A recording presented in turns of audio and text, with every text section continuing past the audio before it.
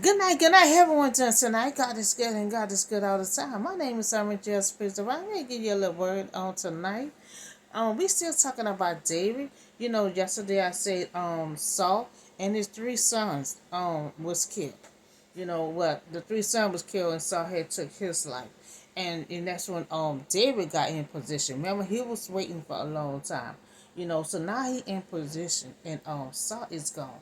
So it been a while, but now he ready to give Saul belongings to anyone in Saul bloodline. So the name of the title gonna be sit at the table with kings. So they're gonna come from 2 Samuel chapter 9 verse 2:12. So David wants to show kindness and give all that belongs to Saul to anyone in Saul bloodline. So David had asked, is there anyone still left of the house of Saul to whom I can show kindness to? For Jonathan's sake. He loved the Jonathan. Him and Jonathan was friends. They made a covenant together and everything. But him and Saul, was at each other. Saul was running. He running from Saul for half of his life. So remember, David ain't too long got on the throne. After Saul's death. But David did not speak or saw that, but he spoke on showing kindness to anyone in Saul bloodline. That is a lie. So now there was a servant of Saul household had named Ziba. They summoned him and appeared before David. By he was on Saul's servant. He trying to find out if he knows anybody in Saul family, is still alive. Saying the king had said to him, "Are you the servants, of Saul?" So he had replied, most kings had tried, to wipe out the family of the in order to prevent any deceiving, from seeking a throne. And that's how they did. That's how they do.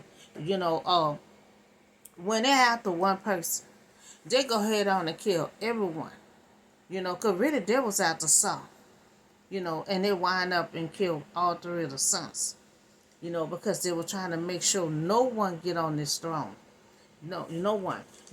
But David would show kindness, so now Jonathan's son name is real long. So I'ma always keep saying Jonathan's son. Now who father was Jonathan and who grandfather was King Saul. So David loved Jonathan and they had a covenant together. Now the servant had said it's Jonathan's son, Saul's grandson. He's still alive, living over there in a little small island somewhere. And they don't say anything else about the nurse, but then now they're saying he living with some rich man.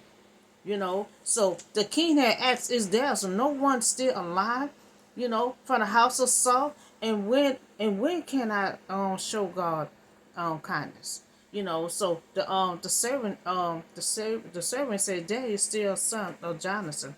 He's lame in both his feet. Now he got crippled in both his feet. Now this son, Mephibosheth, his that's the son name.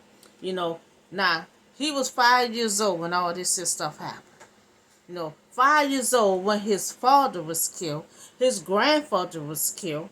They was killed in battle. And when Saul saw his kids like that, he took his life.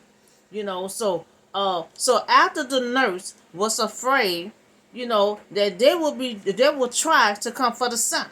She loved the son. There was her child she was taking care of. She loved the son 'cause she never had children before. So when she heard the father, the grandfather, and then they came coming for the mother, so she hurried up and grabbed the son.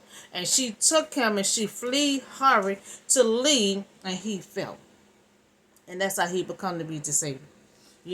Now this situation is God showing his power through the boy, weakening and he's broken, but God has set a table for him, and a blessing.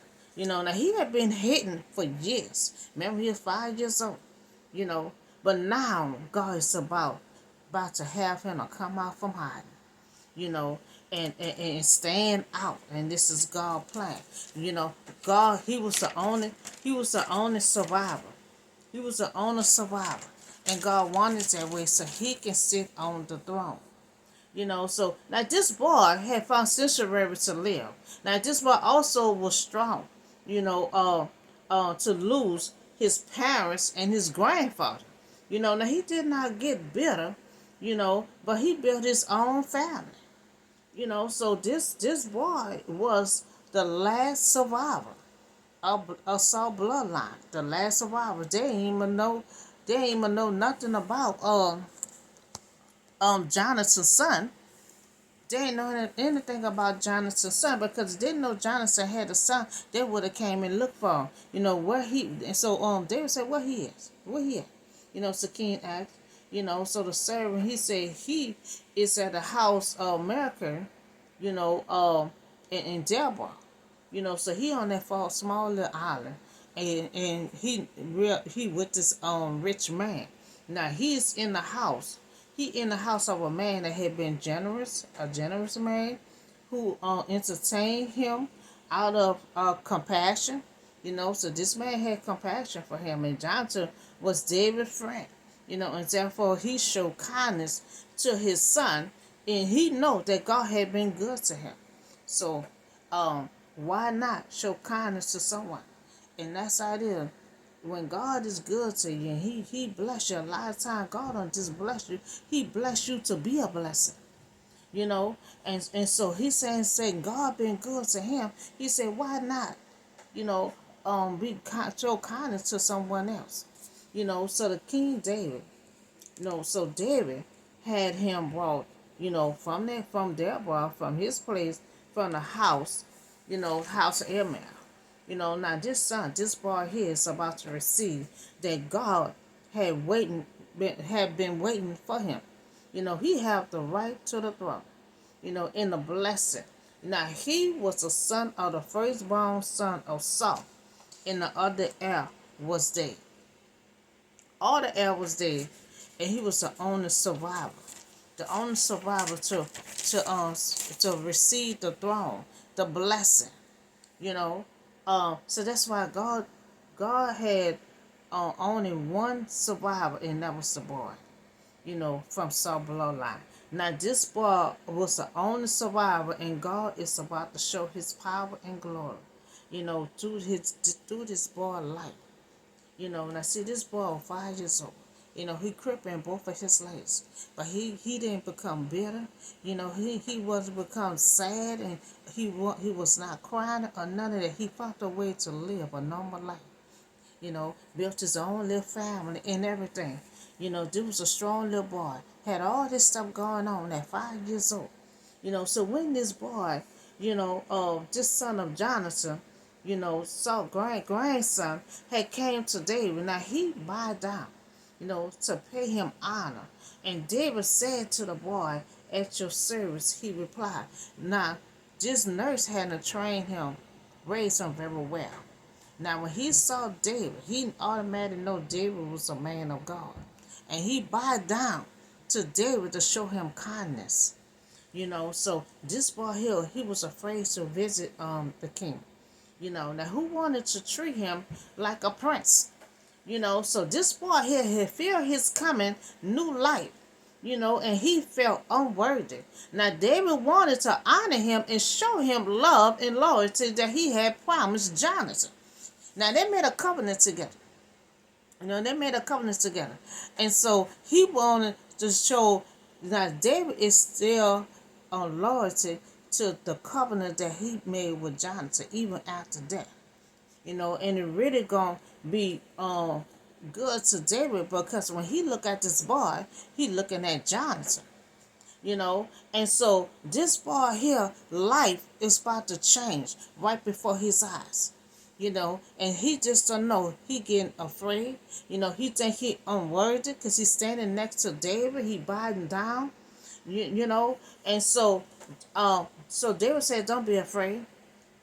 He said, don't be afraid, for I'm surely going to show you kindness for the sake of your father, Jonathan. I will restore to you all the land that belonged to your grandfather, and you will always eat at my table. And see, not all the kings They eat at the same time. They eat at the same time. They eat at the same time. So that means if he asking him to eat at his table always, that means he gonna be sitting at the table with number kings, you know. And so he said, so this boy here, you know, he was living a normal life, and he never thought he about to be blessed like this here, you know. And so David, you know, he is afraid, and so he think he's unworthy because he crept in both ways, you know, and he feel like he not able to stand up against David. You know, he feel like he not worthy to be next to David or sit at the table with David. You know, so David said, don't be afraid. He told her, don't be afraid. He said, always you will eat at this table. You know, so David's treatment of this boy has showed as a leader who accepts his obligation to show love and mercy. Now, his generous provision for Jonathan's son, you know, goes beyond any political benefits that might have received. Now, even after Jonathan's death, David are still faithful to their promise they had made together. They made a covenant together. And he's still making a promise after death. You know, that's the same thing God did with Abraham, in a sense. You know, after Abraham, God was still showing love and compassion to David people, the Israelites. You know, they came from David people, David's son, Jacob. You know, Jacob was from Isaac. You know, so that's all Abraham has. You know, God made a promise to Abraham, and it went on and on to the Israelite. And that's the same thing David is doing with Jonathan. You know, and so the boy bowed down, and he said, what is your servant, that you should notice a day dog like me? Now, this boy here don't even think he worried there now. You know, David is showing him kindness, and he just knocking himself down, you know, calling himself a day dog. You know, and I'm saying this for everyone. Don't never think you're a day dog. Always think you enough. Always think you worthy. You know, no matter if you have less money than anyone, always think you is somebody. Always think you is somebody. Don't never think you nobody. Don't never think you unworthy. You know, so he bowed down himself, you know, in a token of gratitude and as a sign of humility in the sense of he had of unworthiness, you know, to enjoy such a favor. Now he can't even enjoy the favor, you know, because he think he not good enough. You know, he think he not good enough. You know, so this is for anyone. Don't never feel like you're not worthy. You know, and when someone bless you, receive it. You know, and when someone offers you a seat at the table, accept it. You know, you sit there, you know, and you act like you belong there. You know, sit among the kings like one of their sons. You know, and be proud. Be proud. And you are not a dead dog, but you is a child of God. You know, and so we always have to feel like we're enough, that we belong there. You know, so then the king had some of the servants and saw stewardship and said to him, I had given your master grandson everything that belongs to Saul and his family. So he let the servant know in case you see the boy running around in the lane and all this chat and check everything. I'm letting you know. You know, I give everything that belongs to Saul to his grandson. So I'm letting you know, in case you see him on the land, in case you see him feeding the flocks or wherever, I'm letting you know he owned everything. You know, and so David had let Saul servant know, you know, that he gave an invitation to the king table. You know, this boy here would be sitting at the table, the same table where all the kings has sit at the same time. You know, so you and your sons and your servants are to form a land for him and bring in the crops, you know, so that your master grandson may be provided for. Now, see, David trying to provide for this boy. You know, David taking care of this boy. treating her like a princess. So now this boy, the grandson of your master, will always eat at the table. So now he telling him, your master grandson. I give him an imitation, so I'm just letting you know he gonna be sitting at this table always, always with us at the same time. So the servant have 15 sons, and he had 20 servants. So David spoke with the boy private, that him and his family, would maintain in a land, and this boy that he would eat always at the table. Now David had talked to him private that him and his family would be at a land, they would eat, the son was eat at the table, but he spoke to the servant in public, spoke to the son in public, let him know he gonna be in the land that your master used to own, and he will sit at the table with us every day. So then the servant had said to the king, your servant will do whatever the Lord King command us, to do. So the boy ate at David's table like one of the king's sons. So David had told the servant, to show kindness, your master, your grandson, and honor and equip him, on everything that he just received. Treat him like one of the king's sons. Now he telling him, you equip him on how he's supposed to be feeding the flocks and how he's supposed to take care of the land. Equip him on everything, because he own all this. He need to know how he gonna be taking care of the land. So the boy had a young son. He had 3 sons. And a member of the servant household was the servant of this boy. So now this boy getting a blessing. He owning lands and flocks and everything. He got an invitation to sit at the table. And now he got his own servants now. His grandfather's servant is not his servant. Now he got people waiting on him now. Now see how his life changed right before his eyes. So this boy here had became the representative of the house of Saul, and had numerous of offspring. So the son had went from living a normal life. He went from living a normal life to change right before his eyes. Now he rich. He owning lands. He owning flocks, and he's sitting at the table, with kings and everything. Now he got a servant that's serving him. Now he come from living a normal life, and now he got people serving him. Now you see how his life had changed right before his eyes. So now this boy had lived in Jerusalem because he always ate at a David King, table. And he was lamb in both feasts. Now he was crippled in both of his feet. And that's why he probably figured he thought he was a dead dog.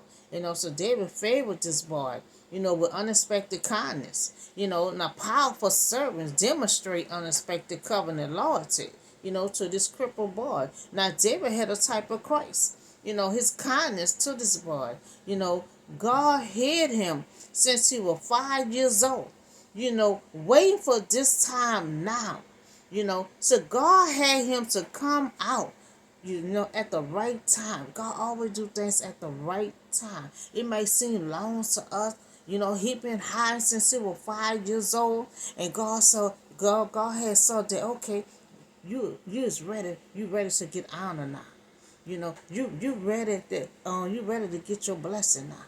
Now you ready to start sitting at the table with kings now. And so he was lame in both of his feet, but he found sensory to live.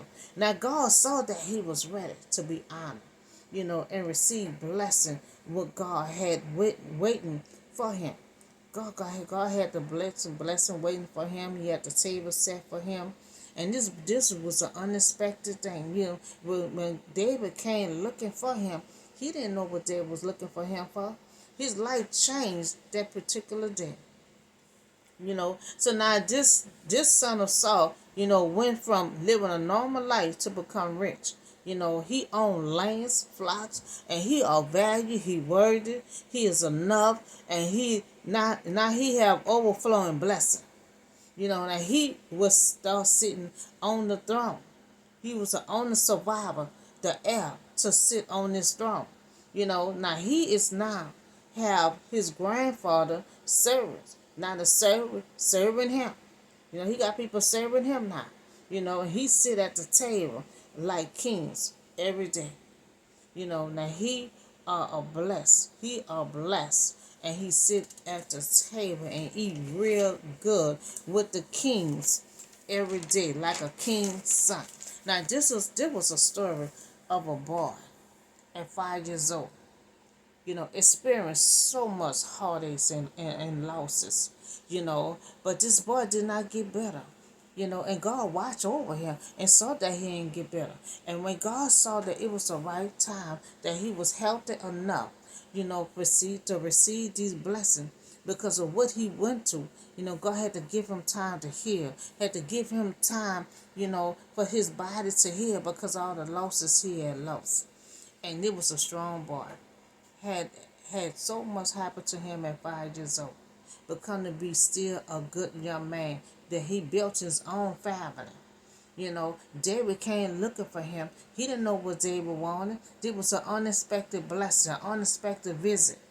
That his life had changed that particular day. So now he went from living a normal life to owning lands, owning his own flocks, having his own servants and sitting at the table eating steak and potato, with kings, just looking like one of the king's son. He never thought this was gonna come to him. So that's all the word I have for you tonight. Y'all have a blessed day, and remember, if anybody give you an invitation to sit at the table, always, always be proud and sit there like you belong there. You don't never think you're a day dog. Always feel like you is enough. You's enough to sit next to anyone. So y'all have a blessed and safe night, and I see y'all in the next video.